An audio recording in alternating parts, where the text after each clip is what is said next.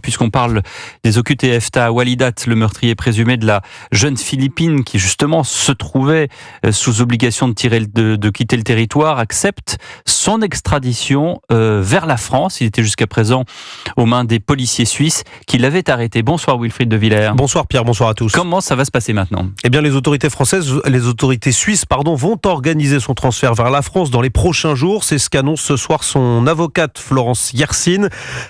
Walidat avait d'abord refusé son extradition le 17 octobre dernier. Il est finalement revenu sur sa décision aujourd'hui après un échange avec son avocate. Alors une fois son transfert vers la France, quelle est la suite de la procédure pour le principal suspect du meurtre de Philippine ?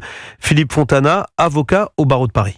Le mis en cause va être présenté au juge d'instruction français qui informe sur cette affaire. Il va l'entendre, il va l'interroger.